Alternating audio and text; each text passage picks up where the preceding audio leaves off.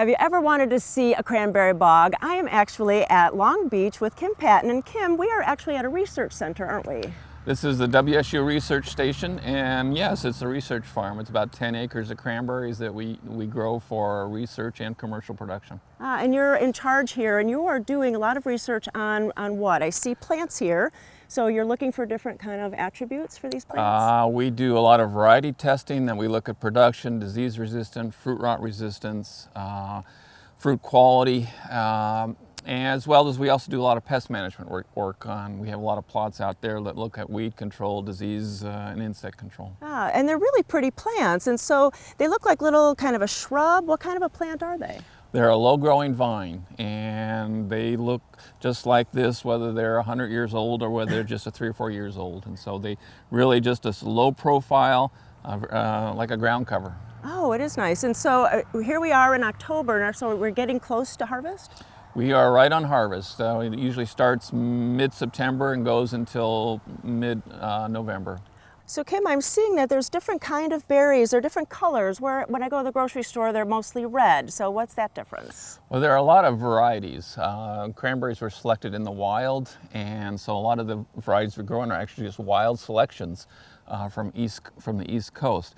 But within the last 20 years, there's been a lot of new releases, and they're much darker in color, are richer, higher anthocyanins. So what we're seeing here is a much darker variety and higher pigment than the traditional varieties that you're seeing out there. Generally, though, you get the stuff underneath the canopy, it's a little bit lighter. The stuff up on the top is a little bit darker. And the anthocyanins are actually more healthy for us. There's a lot better kind of vitamins for us.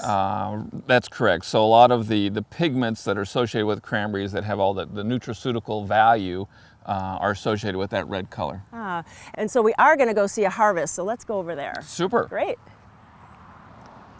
So we've learned about the cranberry plants from Extension, but now we're actually talking to Ardell, who's a farmer, and this is one of your bogs. Right.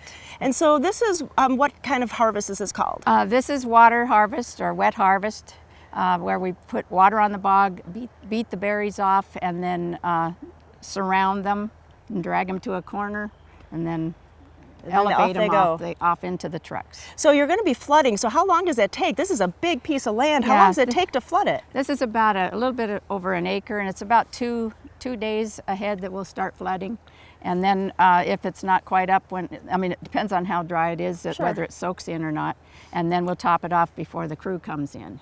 And so these guys are really using muscle, labor. Today, yes, the water didn't get very high when they needed to start. So they're having to drag through the vines, which is not ideal, but generally the water is floating, the berries are floating, and it's a little simpler. Yeah, and so they're dragging it to like a central location right here on the shore, and then what happens? Then we'll set up an elevator. It's like a little escalator, and it elevates them into the trucks, into a 6-tote truck. And each tote has about 1,000 pounds in it. So when we're taking a truckload, it's about 3 tons. Oh my gosh. And then where does it go from there? It just goes north about 2 miles for us here to the Ocean Spray receiving plant. And then they'll clean them and get them ready to either process or put to the freezers. And then we go to the store and get them. That's right, yeah. Now, but the ones you get at the store are the fresh pick. Do you have just one variety of cranberries that you grow, or many? No, we have several, and we've been changing to new varieties. The reason we change is to get some that have higher yields, or they produce earlier and darker color and more disease resistance. Oh, that's really important, definitely. Yes, yeah. Well, right now we're going to go to another place and talk about a special event, so let's go. Okay. Well, it is a special event happening today, and I'm with Betsy. And Betsy, where are we? We're at the Columbia Pacific Heritage Museum in Ilwaco, Washington. And so what is the name of the festival?